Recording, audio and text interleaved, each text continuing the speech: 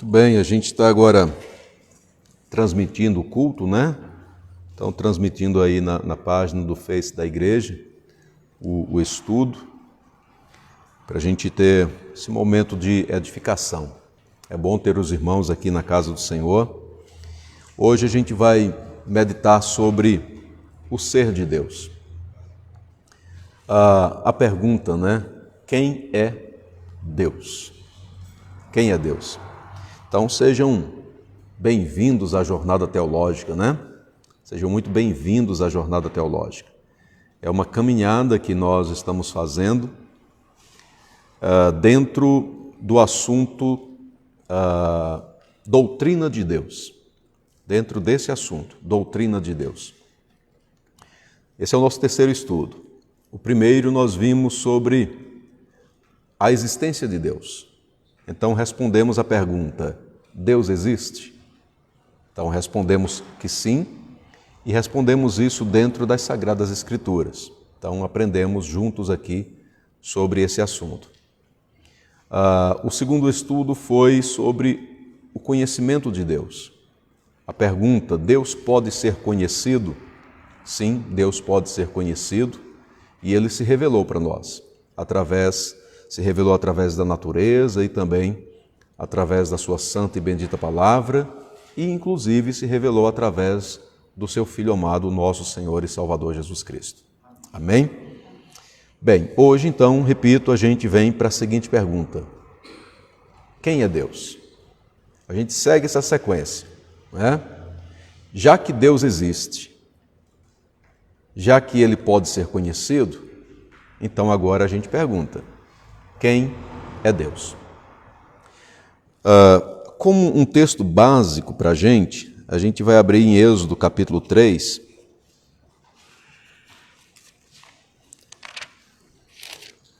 Quero dar as boas-vindas ao pessoal que participa com a gente através da internet também, tá? Êxodo capítulo 3. A gente vai ler o versículo de número 14.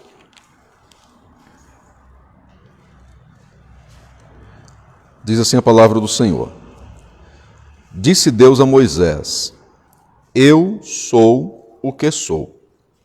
Disse mais, assim dirás aos filhos de Israel, eu sou, me enviou a vós outros.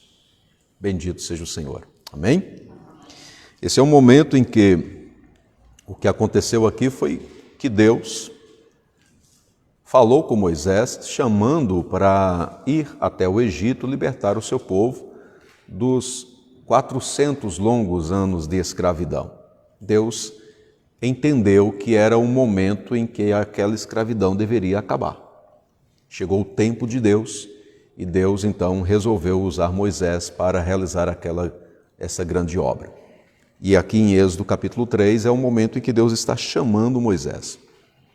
E o que Deus falou aqui no versículo de número 14 foi uma resposta à pergunta que Moisés fez aqui no versículo 13, quando ele disse assim, disse Moisés a Deus, eis que quando eu vier aos filhos de Israel e lhes disser, o Deus de vossos pais me enviou a vós outros, e eles me perguntarem, qual é o seu nome? Que lhes direi? Então, qual é o nome do Deus que enviou você, Moisés, que te enviou, Moisés? O que é que eu vou responder para ele? E aí Deus falou isso para Moisés. Eu sou o que sou. Diga, assim dirás aos filhos de Israel. Eu sou, me enviou a vós outros. Então a gente vai meditar então agora sobre quem é Deus. E como eu falei em outros momentos, aqui a gente está em uma sala de aula, tá bom? O momento nosso aqui é de compartilhar, é de conversar, é de perguntar, tirar dúvidas, é um momento nosso aqui de aprendizado. Não é apenas o pastor falando e os irmãos ouvindo, vocês fiquem bem à vontade para parar no momento em que acharem conveniente para a gente poder conversar sobre o assunto. A gente começa fazendo a seguinte pergunta, né? por que estudar sobre Deus? Por que estudar sobre o ser de Deus? Por quê? O que nos leva, então, qual o nosso desejo para estudar mais sobre uma doutrina tão maravilhosa, tão rica, tão profunda como essa que é a doutrina de Deus? Por que estudar? Para conhecê-lo melhor, ok? Para conhecê-lo melhor, o que mais? Para servir de forma melhor, porque a gente conhecendo ele melhor, a gente vai saber o que fazer. Tá? Ok, muito bem, muito bem. Eu acredito que estas duas respostas, elas se unem aí mesmo, né? E esse é o grande propósito. A gente estuda sobre Deus, a gente estuda teologia, teologia é o estudo sobre Deus, não apenas para a gente ficar sabendo mais sobre Deus. O conhecimento que Deus nos transmite através da sua bendita palavra é para que possamos conhecê-lo e a partir daí a gente consiga, sim, desfrutar de um relacionamento bom com Deus. Não é assim? Então não é conhecer por conhecer, conhecer por ficar sabendo, conhecer simplesmente para que a mente fique cheia de informações acerca de Deus. É bem mais que isso. É um conhecimento que deve nos levar a uma reverência, a uma adoração, a nos aproximarmos mais de Deus pela fé, bendito seja o nome do Senhor, né? A termos comunhão com Ele, e a palavra é essa, relacionamento com o Senhor. Então, às vezes, a gente escuta, e é muito comum, né? Quando a gente está envolvido com teologia, é muito comum a gente ouvir a seguinte expressão: teologia esfria o crente. Depois que o crente começa a estudar a teologia, aí a vida fica fria, não tem mais o fervor espiritual. A questão não é a teologia, a questão é a gente. A questão é a gente. Se a gente esfria é porque a gente é quem para, né? De ter uma vida de oração, de consagração, de devoção a Deus. A teologia não vem para nos esfriar. A teologia vem, inclusive, para nos aproximar de Deus de uma forma certa. De uma forma certa. Amém? Sabe por quê? Pois não. Tem um versículo que eles usam para justificar isso, para a gente não ir para a teologia, que ele fala que o Espírito vivifica e a letra mata. A letra mata, mas o Espírito é que vivifica. Então eles usam esse versículo para falar para a gente que a gente não deve. Não deve buscar, exatamente. Mas é um erro, né, de interpretação do texto sagrado. Né? O versículo não quer dizer isso. Não, de maneira nenhuma.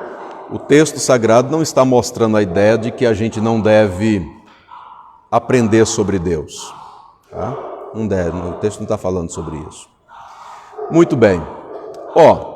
É tão interessante essa questão da nossa necessidade de conhecer melhor Deus nas Sagradas Escrituras, que assim, há compreensões muito equivocadas sobre Deus. Há compreensões equivocadas. O escritor Millard Erickson, em seu livro Introdução à Teologia Sistemática, quando ele vai trabalhar essa questão sobre o ser de Deus, ele cita duas compreensões assim bem equivocadas sobre Deus. Ele diz que, em primeiro lugar, tem gente que acredita que Deus é como se fosse um oficial de polícia. Um policial que está a serviço, patrulhando as ruas, e aí nós somos como que as pessoas que estão fora da lei. E esse policial está rondando por aí, como que pronto para encontrar alguém que está infringindo a lei. Porque na hora que encontrar, né, ele vai prender, ele vai castigar, ele vai de alguma forma maltratar, né? punir. Então tem gente que vê Deus assim. É tão interessante que às vezes, quando a gente comete alguma coisa errada, tem alguém que diz assim, cuidado que Deus está vendo, viu? Cuidado que Deus vai te castigar. Cuidado que Deus pesa a mão sobre você. Cuidado que se você falar isso, Deus vai pesar a mão. São palavras que vêm assim como que para assustar a gente, né? Se eu pisar na bola, Deus castiga. É fato, a gente sabe nas Sagradas Escrituras que Deus é justo, tá? Mas o que eu estou dizendo é a visão equivocada sobre Deus. Pensam no Deus apenas como um ser que persegue, que pune. Só que em outra partida, né, há uma outra visão também que é bem equivocada sobre Deus. É aquela pessoa que permite tudo.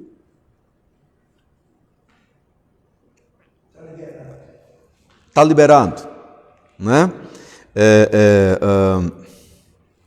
Alguém que está pronto para atender os desejos da gente, que se a gente pedir ele vai dar de todo jeito. Millard Erickson cita o exemplo de um avô. O avô que faz todas as vontades do neto. Ele fala isso. Só basta o neto falar, o avô está pronto para atender. Então é aquele avô bonachão, não é? Que faz as vontades do neto. Tem gente que vê Deus mais ou menos dessa forma, né? Então é importante a gente compreender sobre Deus. E aí volta a pergunta, né, queridos? Quem é Deus? Quem é Deus? Será que a gente consegue trazer agora, formular agora uma definição sobre Deus? Vamos tentar? Será que a gente consegue agora definir Deus?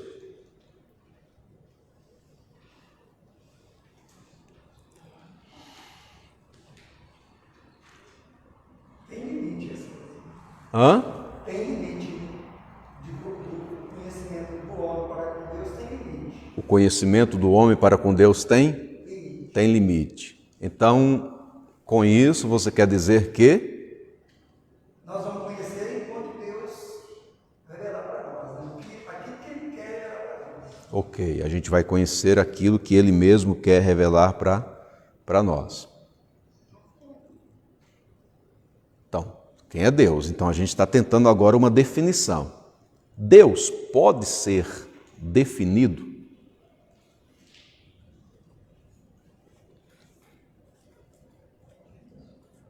Eu creio que não, por causa do que você fala.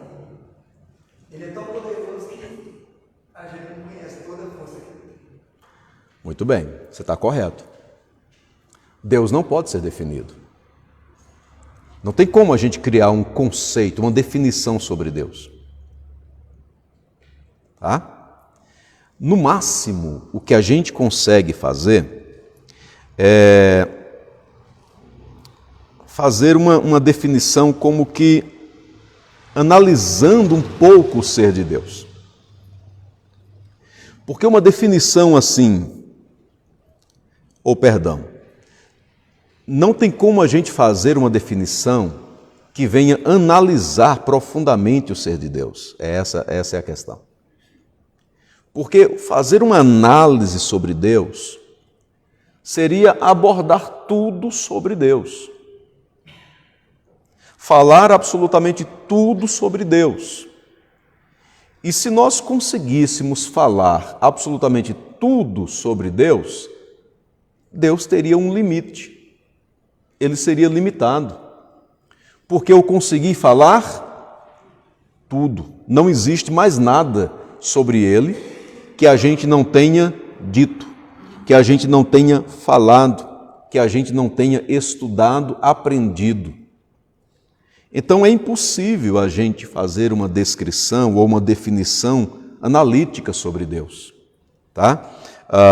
Por que é impossível? Por causa do próprio ser divino. Ele é eterno, ele é infinito. Na verdade, a teologia diz que Deus, ele é incompreensível. Deus é incompreensível. Dizer que Deus é incompreensível não significa dizer que ele não possa ser conhecido. A gente já viu que Deus pode ser conhecido.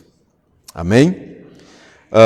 Mas significa dizer, quando a gente diz que Deus é incompreensível, significa dizer que nós não temos como compreender Deus de forma completa.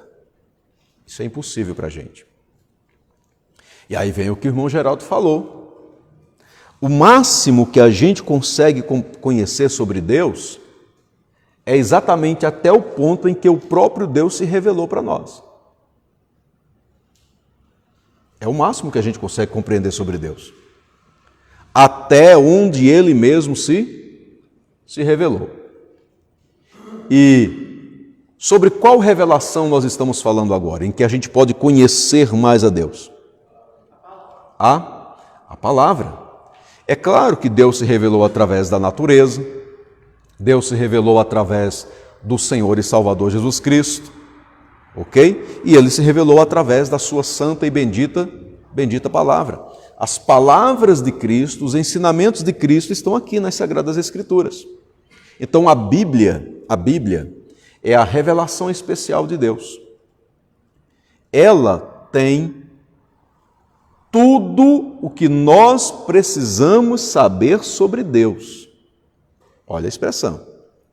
Vou repetir. Ela tem tudo o que nós precisamos saber sobre Deus. Mas ela não tem tudo sobre Deus. Como assim, pastor? O senhor está dizendo então que ela é incompleta? É isso que eu estou dizendo? Não. Não. É que Deus é infinito. É que por mais que a Bíblia fale sobre Deus, Ele é além daquilo que ela mesma nos apresenta sobre Ele. Ok? Amém? Muito bem. Tem gente que fala fala até porcentagem, né, que a Bíblia. Tem gente que fala que tem até porcentagem, né? Deus se revelou 30%. Deus se revelou 30%? Por exemplo, não é um erro? Não é um erro, sabe por quê? Porque se eu digo que Deus na Bíblia se revelou 30% sobre Ele, eu acabei de dar um limite para Deus, eu sei que Ele é 100%. Isso não existe em Deus. Não tem como você fechar, colocar limites ao ser divino. Né? Colocar limites ao ser divino. Bem, então a Bíblia não fala tudo sobre Deus. Mas ela é completa naquilo que nós precisamos saber sobre Deus. Amém? Amém? Ok, então vamos lá. Uma definição analítica sobre Deus, nós não temos como fazer. Analisar o ser de Deus. Mas nós conseguimos fazer uma descrição sobre Deus. Ainda que parcial, não completa. E também imperfeita sobre o ser de Deus. E por quê? Por que incompleta e imperfeita? Por causa de nós. Nós conseguimos fazer uma descrição sobre Deus parcial, porque a fonte que nós temos é as Sagradas Escrituras, e ela não vai nos apresentar absolutamente tudo sobre Deus, porque isso é impossível. E essa descrição, ela é imperfeita não pelo que está escrito no texto, o texto é perfeito, mas por nós que analisamos o texto e não conseguimos tirar toda a perfeição que nele está. A gente erra em nossas interpretações nas Sagradas Escrituras. Ok? Bem, quando a gente estuda um pouco, então, sobre o ser de Deus, a gente percebe que a igreja, ao longo do tempo, ao longo da sua história, ela procurou exatamente fazer essa descrição sobre o ser de Deus. Daí a gente tem as históricas confissões de fé na igreja. O que são confissões de fé? São declarações de grupos cristãos, e nessas declarações eles sintetizam, eles resumem o conhecimento que eles conseguiram absorver de Deus nas Sagradas Escrituras. E há várias e várias confissões de fé históricas, e a nossa denominação tem a sua confissão. Nós temos uma confissão de fé. Chama-se Declaração de Fé Congregacional. E ela fala sobre o ser de Deus. E aí, eu vou ler para a gente um pouquinho daquilo que a nossa declaração fala.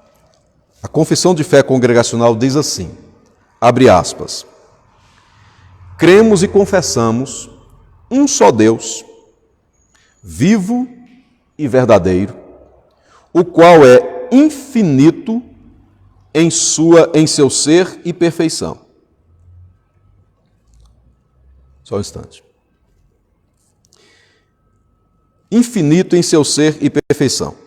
Um Espírito puríssimo, invisível, sem corpo, partes ou paixões, imutável, imenso, eterno, incompreensível, onipotente, sapientíssimo, santíssimo, totalmente livre, totalmente absoluto, operando todas as coisas segundo o conselho de sua própria, imutável e justíssima vontade para sua própria glória.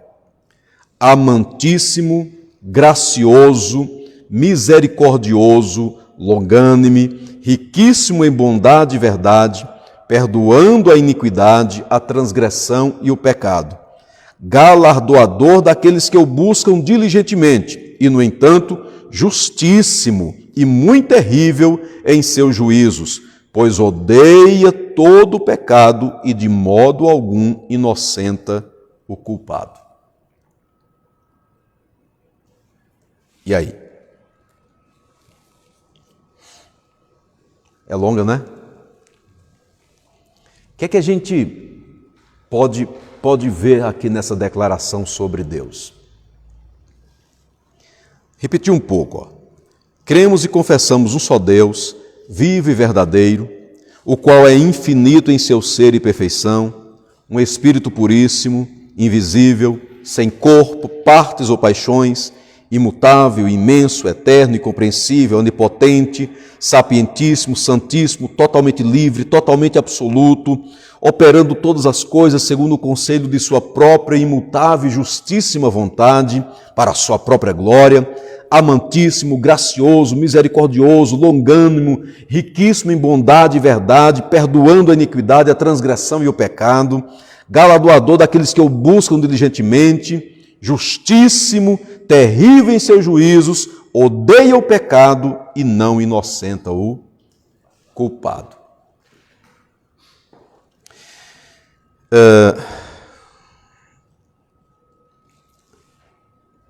O que é que essa declaração de fé está falando sobre Deus? Ela não está dando um conceito sobre Deus. Ela não está dando um conceito sobre Deus. Ela está apresentando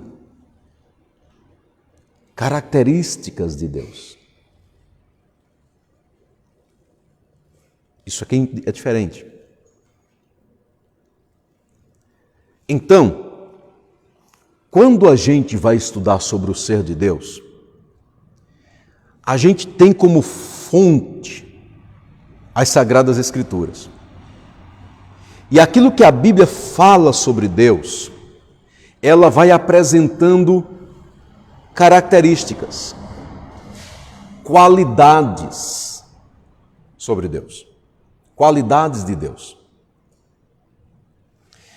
Essas qualidades recebem o nome de atributos. Então vamos lá. Misericordioso é um atributo. A misericórdia de Deus é um atributo. Bondade, verdade. Eu estou lendo aqui a confissão. Verdade, justo, são atributos de Deus. Esses atributos, a Bíblia, a teologia, ela faz uma divisão para a gente poder compreender a nível de estudo esses atributos de Deus. E aí a teologia chama de atributos incomunicáveis e atributos comunicáveis. O in é um prefixo de negação. Incomunicável são atributos que não foram comunicados. O que é isso, pastor? São atributos de Deus que pertencem somente a Ele. Somente a Ele. Já os atributos comunicáveis são as qualidades divinas que Ele compartilhou com o ser humano. Então vamos lá. Exemplo de um atributo comunicável: amor. Deus é amor. Ele compartilhou esse atributo com o ser humano de tal maneira que o ser humano também consegue amar. Amar. Um outro atributo comunicável: justiça, bondade. Nós temos essas qualidades. E por que as temos? Porque Deus, quando nos fez, Ele nos fez assim. Amém? Ele nos fez assim. São qualidades que Deus nos deu, são qualidades dele que Ele compartilhou com a gente. É claro que em Deus, essas qualidades elas são perfeitas, porque é o ser de Deus. E em nós, elas não são perfeitas. Elas eram perfeitas em Adão e Eva.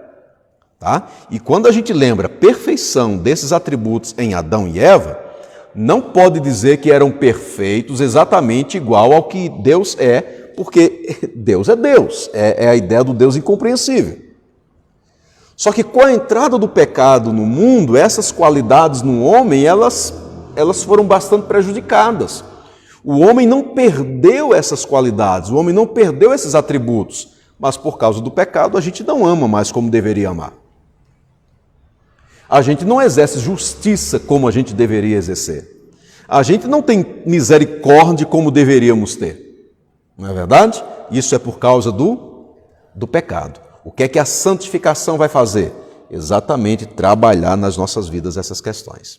Mas aí é um ponto que não envolve diretamente o ser de Deus que a gente está estudando aqui. Então, já os atributos incomunicáveis são aquelas qualidades que existem somente em Deus. Então, quando a gente estuda, querido, sobre o ser de Deus, quando a gente faz a seguinte pergunta: quem é Deus? Quem é Deus? A gente só consegue responder essa pergunta tendo por base a Bíblia. E quando a gente responde essa pergunta, é inevitável. A gente precisa responder citando os atributos. Porque é isso que a gente conhece sobre Deus. Quem é Deus? Aí a gente vai dizer: Deus é amor, Deus é justo, Deus é santo. Ok? O que é que nós estamos colocando? O que é que nós estamos falando? Nós estamos falando sobre os atributos. Bendito seja o Senhor. E aqui é um detalhe. Os atributos não são como que qualidades colocadas no ser de Deus. Será que vai complicar agora? Não são qualidades colocadas no ser de Deus. Tipo, você tem o ser de Deus e aí foi colocado o amor, foi colocado a justiça, foi colocada a bondade, foi colocado nele a eternidade, a onipotência, a onisciência, a onipresença, e aí fica um ser cheio de atributos. Os atributos não são qualidades que foram colocadas no ser. Esse conjunto de atributos é o próprio Deus, é o ser de Deus, ok? É a essência divina. Bendito seja o nome do Senhor. Amém? É a essência divina. O que é que eu quero dizer com isso? É que a gente não tem como separar Deus dos atributos.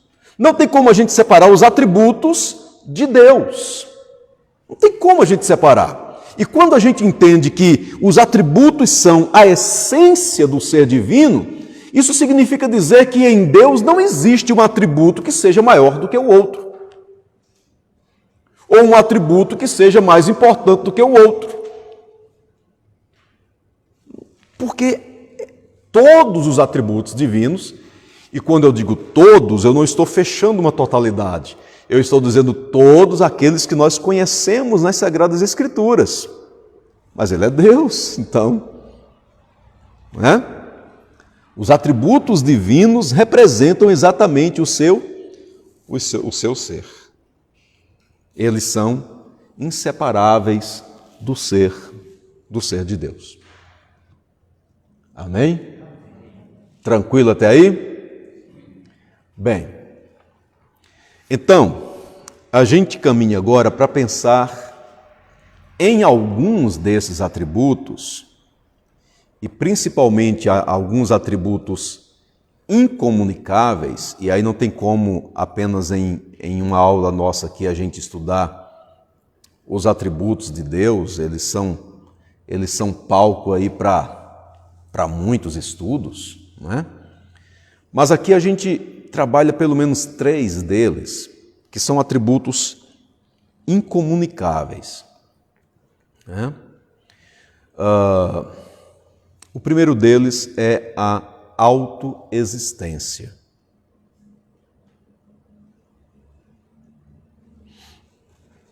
O que é isso?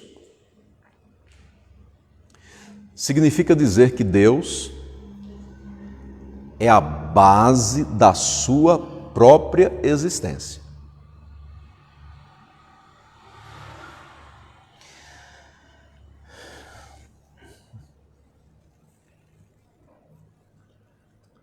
Quando ele falou para Moisés, eu sou o que sou, é esse atributo que está em evidência ali lá em Êxodo capítulo 3, versículo 14. Eu sou o que sou é uma expressão que revela a ideia de autoexistência. Alguém que existe por si mesmo. Um ser que não foi criado. Um ser que não passou a existir.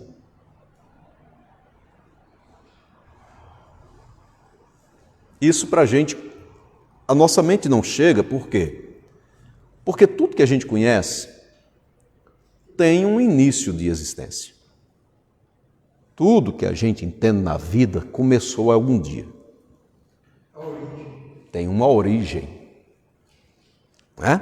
A gente tem a ideia fixa de que tudo tem um começo. Só que você não tem isso em Deus. A ideia da autoexistência é que Deus não tem um começo. E tem mais. O atributo da autoexistência revela que além de Deus ter em si mesmo a base, o alicerce da sua existência, ele também é independente. Ele é independente. Essa é a ideia de autoexistência.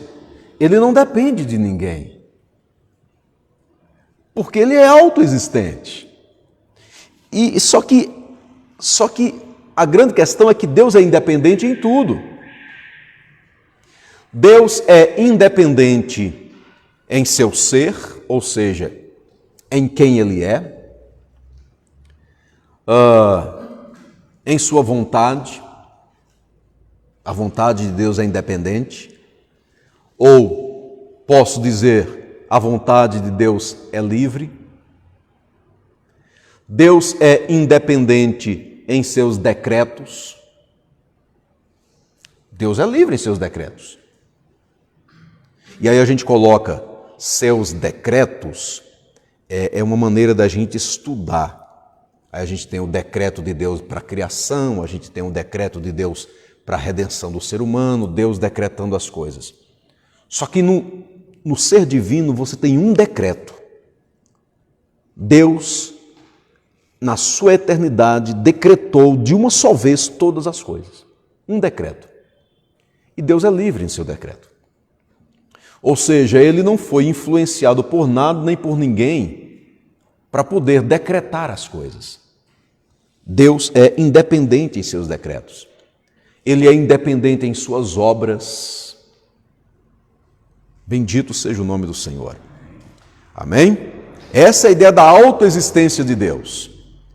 Só que vai além, porque além de Deus ser independente, o atributo da autoexistência de Deus nos leva a entender que todas as coisas dependem dele.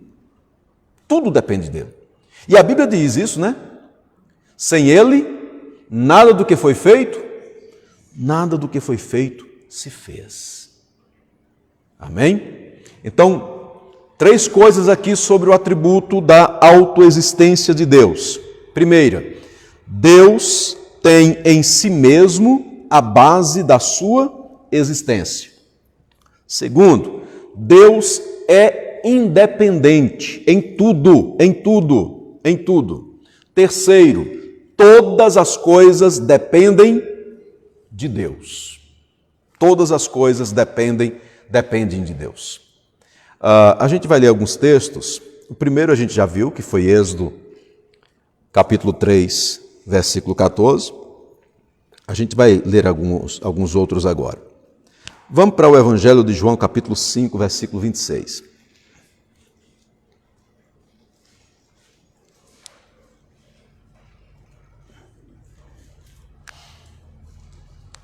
O que é que diz aí?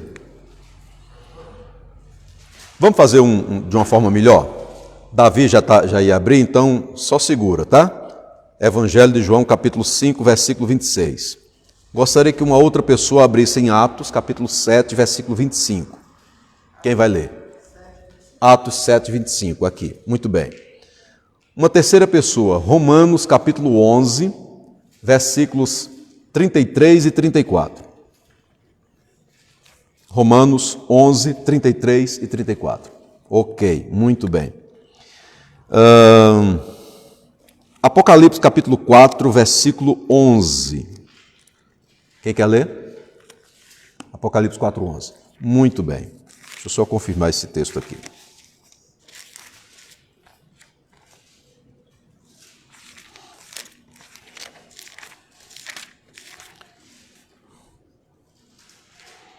Muito bem. Vamos ler esses textos então. O primeiro foi João capítulo 5, verso 26. Vamos ler? Porque assim como o Pai tem vida em si mesmo, assim deu ao Filho ter vida em si. Ok, olha o texto. Assim como o Pai tem vida em si mesmo, isso é autoexistência, também concedeu ao Filho ter vida em si mesmo. Autoexistência. Próximo texto. Atos 7, 25. Ok, 7:25 de Atos. Ora, Moisés cuidava de seus irmãos e entendiam que Deus os queria salvar por intermédio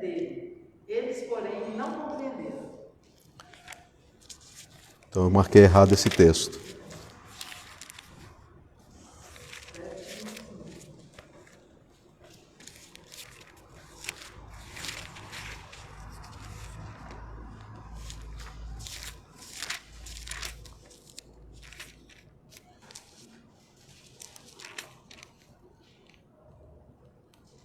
Isso, eu marquei errado esse texto, sim.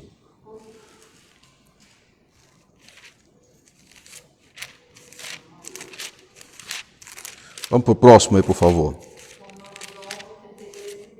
Qual a profundidade dos efeitos, tanto da sabedoria como da ciência de Deus? Quão insondáveis são os seus feitos e quão inescrutáveis os seus caminhos? Pois quem jamais conheceu a mente do Senhor, ou quem se fez conselheiro?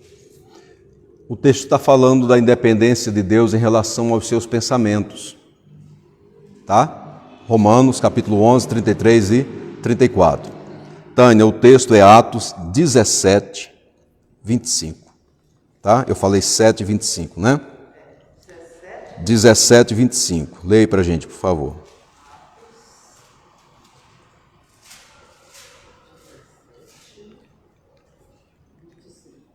Nem é servido por mãos humanas, como se de alguma coisa precisasse, pois Ele mesmo é quem a todos dá vida, respiração e tudo mais. Ok? Então a ideia da autoexistência de Deus, mostrando que Deus é independente, e aí a ideia da independência de Deus está aí, que Deus não precisa de nada, como se de alguma coisa precisasse. Deus não precisa de nada. Olha só, tá? Deus não precisa de nada. Todavia, todos precisam dele. Porque o texto diz que é ele mesmo que a todos dá vida, respiração e tudo mais. Bendito seja o Senhor. Deixei mais algum texto? Apocalipse 4:11.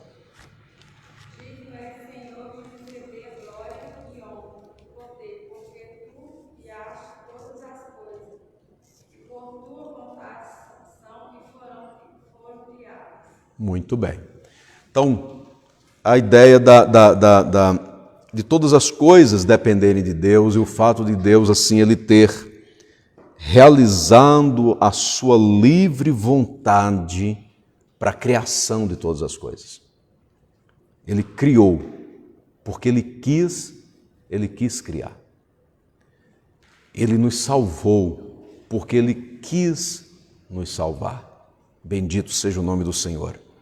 Amém? Essa é a ideia da independência de Deus. Está dentro do atributo autoexistência. Algo que vocês queiram compartilhar em relação a esse atributo?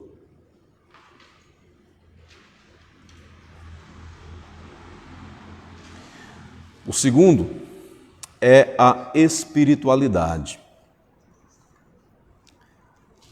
E aí tem um texto que a gente conhece bastante, que é o Evangelho de João, capítulo 4, versículo 24. O que é que diz?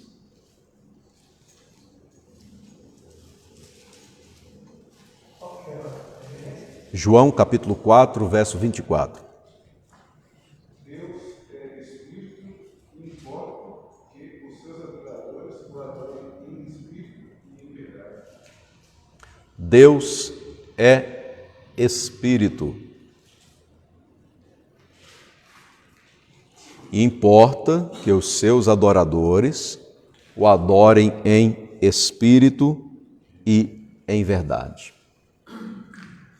Espiritualidade de Deus. O fato de Deus ser espírito significa dizer que ele é um ser imaterial, invisível.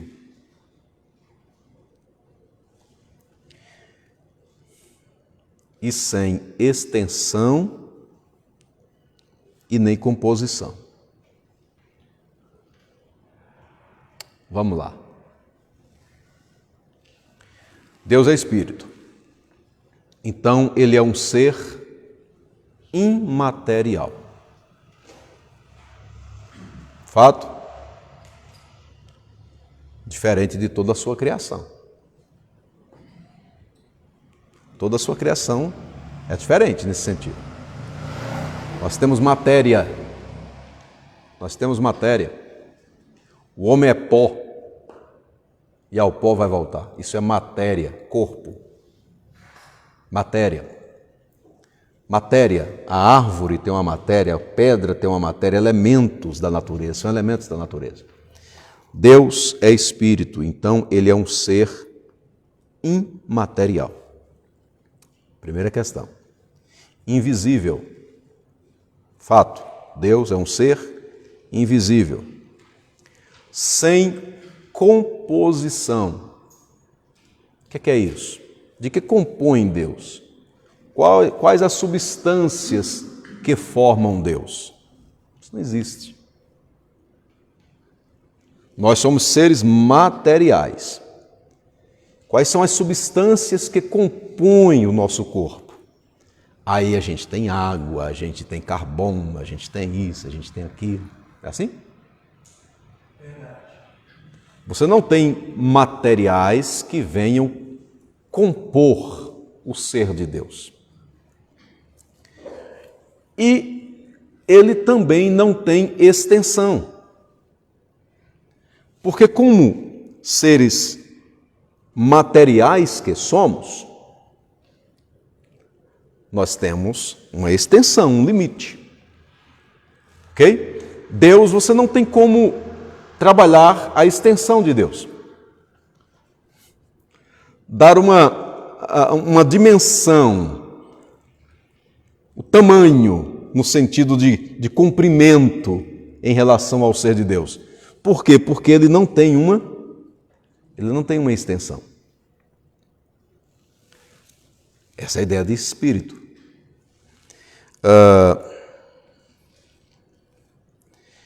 Então, quando a gente entende a espiritualidade de Deus, o fato de que Deus é espírito, isso vai excluir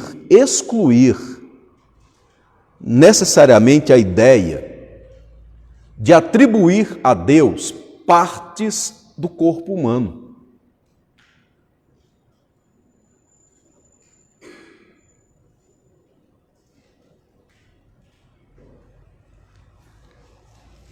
Deus não tem partes do corpo humano.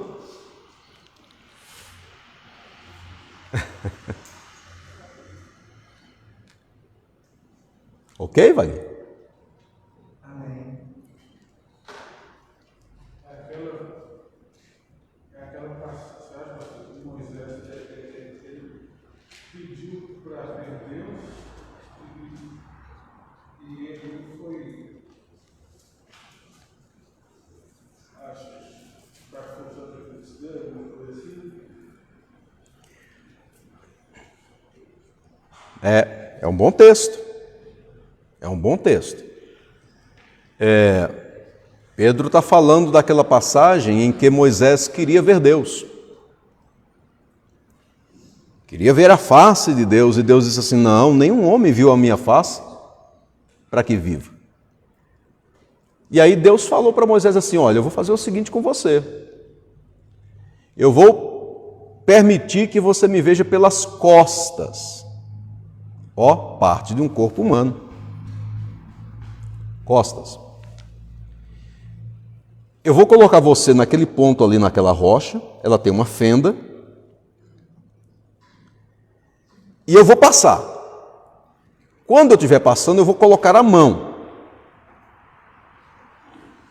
E quando eu tiver passado, eu vou tirar a mão, e aí você vai me ver pelas costas. Mas a minha face, você não vai ver, não. Foi isso que Deus falou para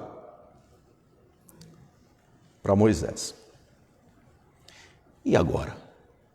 O pastor está dizendo que Deus não tem partes do corpo humano, como olhos, mãos, pés, costas, porque ele é espírito. Tem outros textos. Eu trouxe aqui para a gente. Provérbios capítulo 15, versículo 3, está escrito assim: os olhos do Senhor estão em todo lugar, contemplando os maus e os bons. Os olhos do Senhor. Isaías capítulo 59, versículo 1 diz assim: eis que a mão do Senhor não está encolhida para que não possa salvar, nem agravado o seu ouvido para não poder ouvir. O texto está falando sobre mão, o texto está falando sobre ouvido. São partes do corpo humano. E fazendo isso em referência a Deus. Como é que a gente explica essas questões? Esses dois textos que eu trouxe, o texto que o Pedro Henrique falou, o texto que o Pedro Henrique citou é interessante porque depois que Deus passou, tirou a mão e Moisés viu Deus pelas costas, Moisés falou. Ele naquele momento expressou o que estava vendo sobre Deus. E o que foi que ele falou sobre Deus? Era um momento oportuno para dizer exatamente como era Deus. Pelo menos como eram as costas de Deus. A cor. Né? Mas Moisés não falou sobre isso. Quando Moisés foi falar sobre o que ele estava contemplando acerca de Deus, ele citou atributos. Foi o que ele conseguiu citar. Ele falou da bondade de Deus, da misericórdia de Deus, da justiça de Deus, de que Deus é Deus perdoador, de que Deus não inocenta o culpado. Ele começou a citar o quê? Atributos. Então ele não descreveu Deus na sua aparência física, na sua aparência corpórea, porque Deus é espírito, Deus não tem corpo. Ele consegue fazer uma descrição de Deus, e aí é o que a gente pegou no início, citando os atributos. E aí eles citam alguns atributos do ser divino. A gente interpreta aquela passagem para mostrar que o pouco que Moisés conseguiu contemplar de Deus, ele viu pelas costas, para mostrar que Deus é infinitamente mais além daquilo que o próprio Moisés contemplou sobre Deus. Já que Moisés percebeu que Deus é rico em misericórdia, isso foi uma visão pelas costas. Deus é muito mais que isso. A misericórdia de Deus vai além de tudo aquilo que a gente possa descrever. Por isso que Deus é o Deus incompreensível. Bendito seja o nome do Senhor. Mas a gente vem para a mesma questão. Mas por que falou sobre costas? Por que falou sobre mão? Por que a Bíblia fala sobre os pés do Senhor? Por que a Bíblia fala sobre os olhos do Senhor? Por quê? Porque Deus é uma pessoa. Deus é espírito. Mas Ele é um ser pessoal, Ele é uma pessoa. E aí existe pessoa humana e existe pessoa espiritual. Ok? Deus é uma pessoa. Deus é espírito, Deus é uma pessoa, e aí, meus queridos irmãos, a Bíblia, ela foi escrita, ela é a palavra de Deus, é a revelação eterna de Deus, e ela foi escrita para a gente. Ela foi escrita para que o homem, para que o ser humano pudesse compreender um pouco sobre Deus. E qual a melhor maneira do ser humano perceber nas Sagradas Escrituras de que Deus realmente sabe de tudo que a gente vive, de que Deus realmente percebe tudo que a gente vive? É citando para a gente na linguagem que a gente conhece. Então é mais fácil que eu perceba que Deus sabe onde eu estou quando a Bíblia diz que os olhos do Senhor estão sobre toda a terra. Então, eu entendi perfeitamente. Deus sabe onde é que eu estou. Por quê? Porque a Bíblia fala para mim que os olhos do Senhor contemplam os bons e os maus. Mas não significa que Deus literalmente tem um par de olhos como nós temos. Porque Ele é Espírito. O Senhor e Salvador Jesus Cristo, no Evangelho de Lucas, capítulo 24, versículo 39, afirmou que o espírito não tem carne e ossos. Ok? O Senhor e Salvador Jesus Cristo afirmou isso. Aí, na teologia, a teologia dá um nome assim meio grande para falar sobre isso. Chama-se antropomorfismo. Antropo, homem. Morfismo vem de forma, de figura. Antropomorfismo são atribuir a Deus partes humanas. Ok? Então, esses textos, os olhos do Senhor, as mãos do Senhor, as costas do Senhor, os pés do Senhor. Isaías contemplou o Senhor assentado sobre um alto e sublime trono.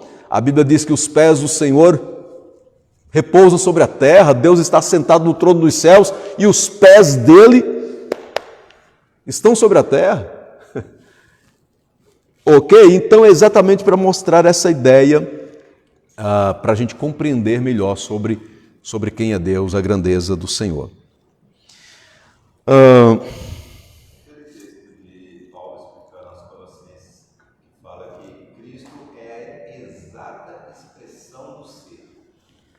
Ok? Também está dentro do antropomorfismo aí, mas porém confirma essa tese de que Deus não pode ser pessoa, no sentido do Espírito, não pode ser a mais do corpo, ou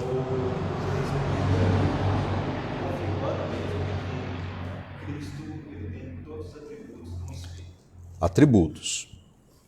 Quando Paulo escreve aos Colossenses dizendo que Cristo é a exata expressão do seu ser, ou seja, a exata expressão do ser de Deus, é exatamente os atributos, são os atributos. Paulo está mostrando ali que Cristo é plenamente divino, ok? Cristo não tem nenhum atributo a menos do que o Deus o Pai tem. Cristo é plenamente divino, ok? Filipe, Senhor, mostra-nos o Pai e isso nos basta. Jesus Cristo diz, quem vê a mim, vê o Pai que me enviou. Não é a questão de fisionomia, não é a questão de figura física, mas é exatamente a divindade de Cristo. Né? Cristo divino exatamente como o Pai é. Tá? Ok? Vamos ler alguns textos. 1 Timóteo, capítulo 1, versículo 17.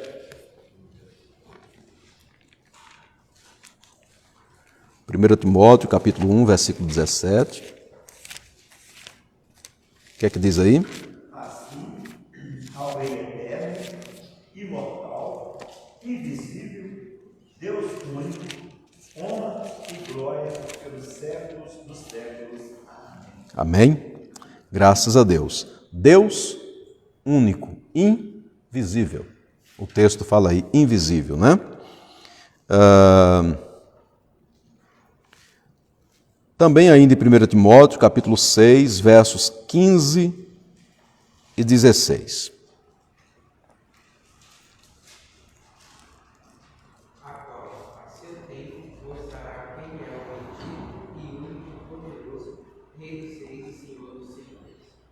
O único que tem a imortalidade e habita na luz, da qual ninguém pode se aproximar, a quem nenhum dos homens viu e nem pode ver, ao qual seja a honra e poder para sempre.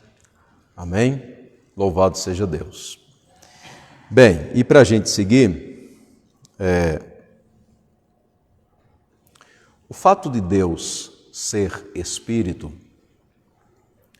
implica em dizer que ele não pode ser representado por nada. Nada. Nada da sua criação é capaz de representar Deus. Nada. Absolutamente nada.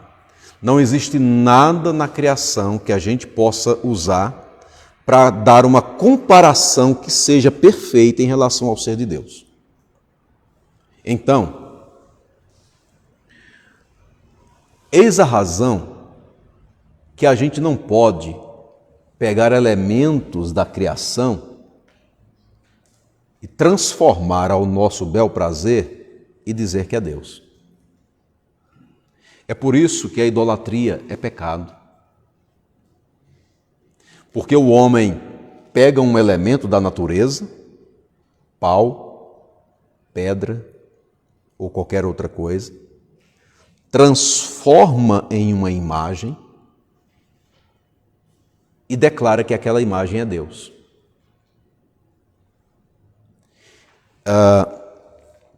A prática da idolatria está condenada exatamente por causa disso. Porque Deus é espírito. A prática da idolatria no sentido de fazer uma imagem, né? Mas a prática também da adoração a qualquer coisa, a qualquer elemento que foi criado, também é pecado, porque isso fere a essência de Deus, fere quem Deus é. Lá em Êxodo capítulo 20, Deus está chamando o seu povo para relembrar uma aliança que ele tem com Deus, que o povo tem com Deus. E aí em Êxodo 20, Deus cita ali os 10 mandamentos. Os 10 mandamentos. E ali está exatamente a proibição de se fazer qualquer outro Deus. A proibição de se curvar diante de imagens de escultura. Por quê? Porque Deus é único. Porque Ele é Espírito. Bendito seja o nome do Senhor. Amém? Então, a prática da idolatria e o culto às coisas da natureza, isso fere a essência de Deus. E por causa disso, essas coisas são pecado. São pecado.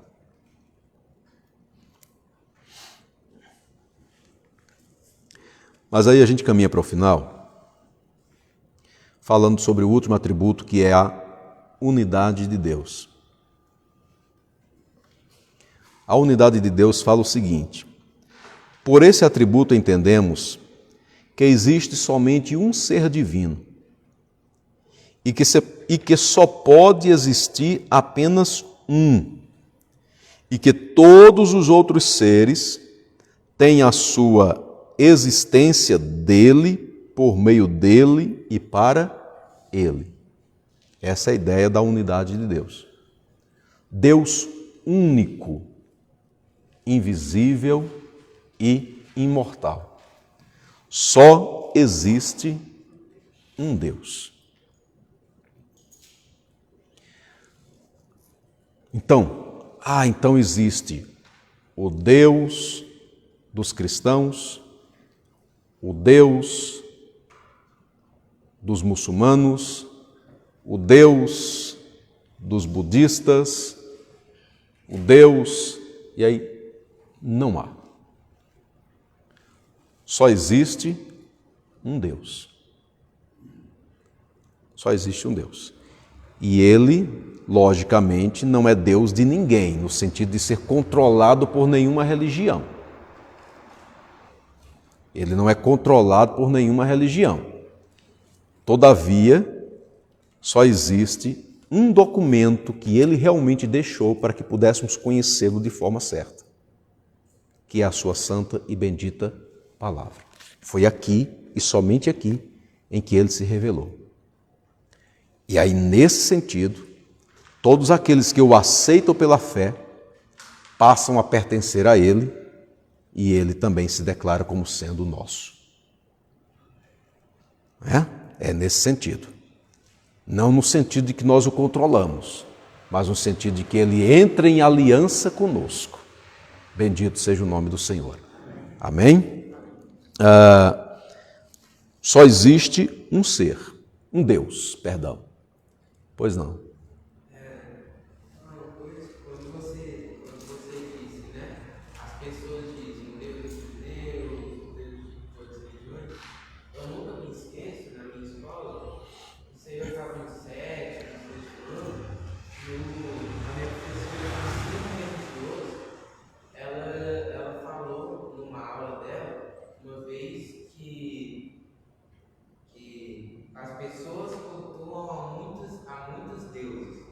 Só que, na verdade, todos eles são o mesmo Deus. Só que elas cultuam eles de formas diferentes. Eu lembro que eu fiquei pensando nisso a semana inteira. Eu até falei com você na época isso que ela tinha falado.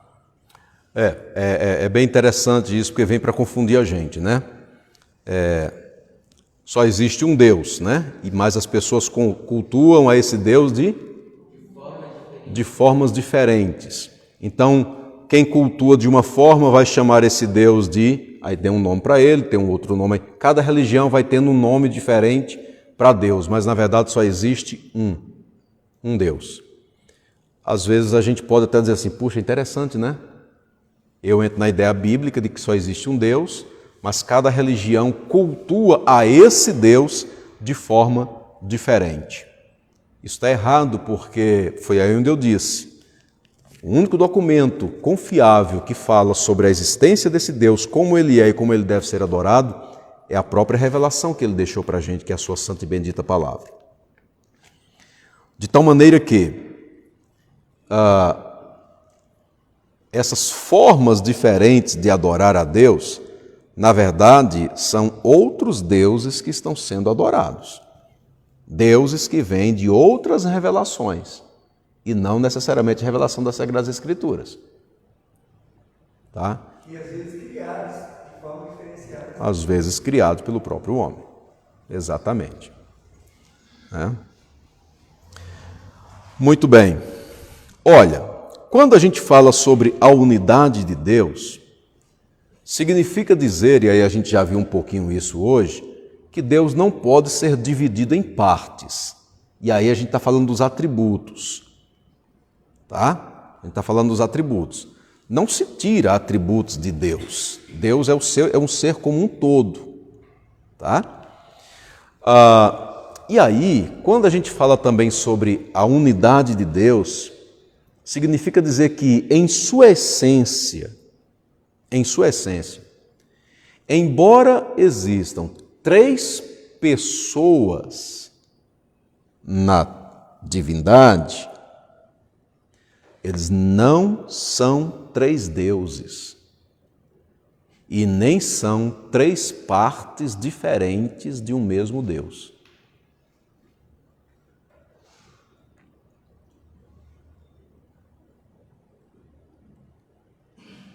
A gente vai estudar depois sobre a Trindade, tá? A gente vai estudar depois sobre a Trindade. A realidade de que só existe um Deus. Um Deus. Mas esse Deus, ele é 3 pessoas. Daí a gente chama Trindade ou triunidade. Triunidade. Para falar da existência de 3 pessoas, mas não 3 deuses. O Deus trino pode ser. Deus trino. O Deus trino, o Deus triuno. Ok. Tá? Pastor, no caso aí que você falou, 3 pessoas. É um espírito só das 3 pessoas ou 3 espíritos? Não, um espírito das 3 pessoas, é isso?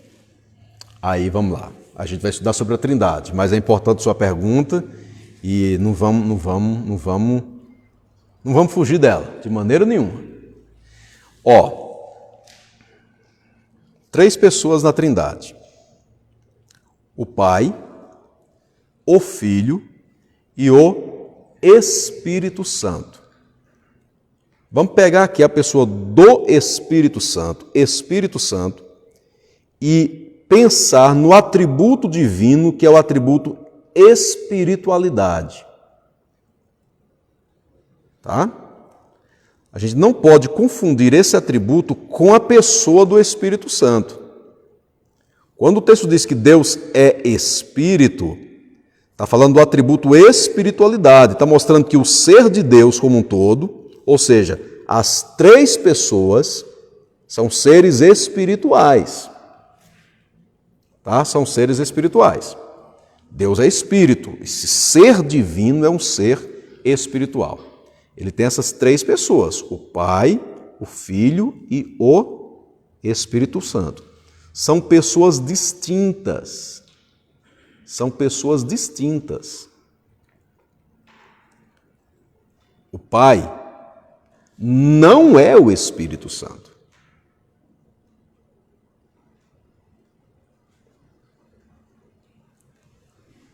Deus é Espírito, mas o Pai não é o Espírito Santo. Tá? Uma pessoa da Trindade não é a outra. São pessoas distintas. São três pessoas, mas a realidade de um só Deus. De um só Deus.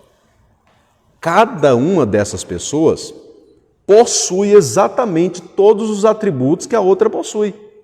Então, Deus, o Pai, ele é autoexistente, tem o atributo da espiritualidade, é espírito. O Filho é autoexistente. O Espírito Santo é. Eles são divinos. Eles são divinos. Tá? Eles são divinos. Por aí. Eu lembro que mãe, ela lia muito aquilo, ela orava muito assim. A gente acordava vendo mãe na vida, mãe orando, sozinha com alguém, e às vezes assim, eu era muito pequena. Eu lembro que eu pensava assim, pai, eu vou trabalho. Aí mãe ligava e piorava. Eu cresci vendo isso. Aí um dia eu falei pra ela, mãe, eu olho assim pra cima, eu acho que quando eu era criança, eu caçava Deus. Tanto que eu focava na minha mãe. Aí eu acho que quando eu tinha uns 5 anos, mais ou menos, ela pegou e falou, não, minha filha, Deus a gente não vê, a gente sente. Mas eu era muito pequeno para entender sentimentos, sabe? Aí eu continuei insistindo com ela, sabe? Não, ficava fazendo mesmo no quarto, assim. Mãe, me senti como assim? Aí eu me lembro, assim, né? Hoje eu estou com 58 anos, eu lembro que ela falava assim comigo, filho, quando você vê o sol não aquece? Quem faria o sol? Existe alguém. Aí você vê. Aí eu disse, mãe, mas eu não estou vendo. Eu insistia com ela. Aí ela falava assim, você sente que o sol está te aquecendo. Aí eu aprendi dessa forma, entendeu? Ok. Hoje eu passo para os meus filhos, né? Vou passar para o meu neto dessa forma. Você não vê o que você sente. Aí eu lembro que ela contava uma história de um médico operando um paciente. E parece que o paciente era uma mulher, o marido era cristão. Aí o moço também estava igual a mãe, muito, orava muito, falava muito. Perguntou para ele assim, me mostra Deus. Mas o homem era muito humilde, mas perguntou dessa forma. Aí o médico perguntou para o moço aonde que ele, né? Me mostra Deus. Aí disse que ele falou para ela assim, me mostra a dor que a minha esposa sente.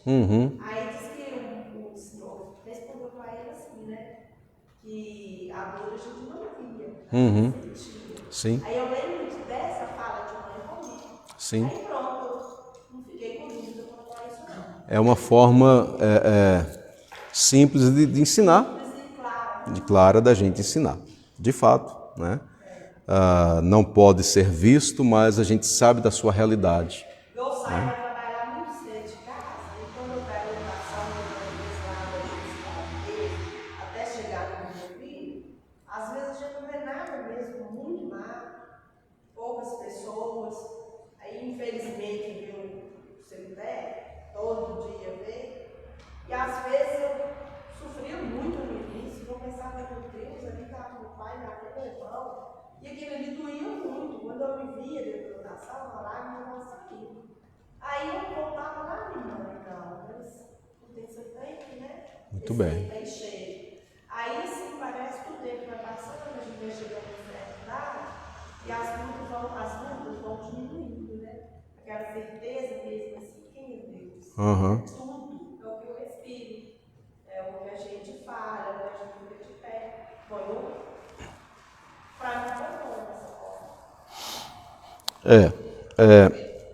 A gente está dentro de teologia, né? É muito importante a gente ver isso, assim, porque assim, ó, Deus criou tudo, mas o ser de Deus não é tudo, né? Dentro de um contexto teológico. Existe algumas religiões, né, trabalham muito essa questão de que Deus é tudo e tudo é Deus. Tem alguns até que dizem assim, ó, você consegue ver Deus em você, você é uma faísca de Deus, uma partícula de Deus. Eu vi até uma pessoa um dia dizendo para alguém que eu conheço assim, ó, pega o nome Deus, 4 letrinhas. Deus, 4 letrinhas. Tira as 2 primeiras. O que é que fica? Eu. Percebe? Que a essência de Deus está em você. Aí é bonito, né? É perigoso. Percebe? Perigoso, porque passa a ideia de que, puxa, ó, a essência divina está em mim. Perigoso. Bonito, mas perigoso. E errado. Então, eu vejo a criação, é mais do que certo quando eu digo assim, Deus está na criação, no sentido de que Ele criou, eu consigo vê-lo, eu consigo contemplá-lo através das coisas que foram criadas. Mas Ele não é a criação. Porque a criação não é eterna. A criação é material. Deus é eterno. Deus é espírito. Então tem algumas religiões que vai trabalhar. Deus é tudo. Tudo é Deus. Então se Deus é tudo, se Deus está lá na criação, por causa disso tem gente que adora a criação. Porque acredita que está adorando um elemento divino. Está errado. Em tudo eu vejo Deus. Mas Deus não é tudo. Deus é único. Ele é um Deus totalmente diferente da sua criação. Isso é muito importante para a gente. A doutrina da Trindade a gente vai estudar. Claro, ela é muito complexa. De fato ela é, porque, puxa, a gente imagina a ideia da existência de um único Deus, por isso que a gente já está estudando aqui o atributo da unidade, precisa ficar firme isso aqui para a gente, o atributo da unidade, só existe um Deus, só existe um Deus. É por isso que os judeus, por exemplo, não aceitam muito bem a ideia do cristianismo, porque compreendem que o cristianismo adora ao Pai, ao Filho e ao Espírito Santo. Então, se adora a essas 3 pessoas, está adorando a 3 deuses. E o judeu entende que só existe um Deus. Mas nós não adoramos a 3 deuses. Nós adoramos a um único Deus, que subsiste eternamente em 3 pessoas. O Pai, o Filho e o Espírito Santo. Mas mais na frente, um pouquinho, o assunto da Trindade faz parte dessa caminhada teológica sobre o ser de Deus. A gente fica por aqui. Deus continue abençoando, né? Que esse estudo sobre o ser de Deus nos leve à reverência e à adoração ao Senhor. Vamos ficar em pé e agradecer ao Senhor.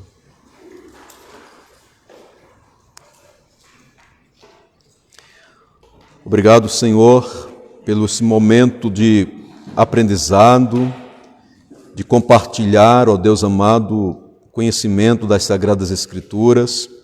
Bendizemos o Teu nome, adoramos ao Senhor, que o Senhor continue conosco, ó Deus, e que a Tua palavra, ela continue sendo nas nossas vidas lâmpada e luz, Senhor. Bendito seja o Teu maravilhoso nome. Assim oramos em nome de Jesus, nosso Senhor. Amém. Que o amor de Deus, nosso Pai, a graça do Senhor Jesus, a comunhão e as doces consolações do Espírito Santo sejam sobre todos vós, hoje e sempre. Amém. Deus abençoe, queridos.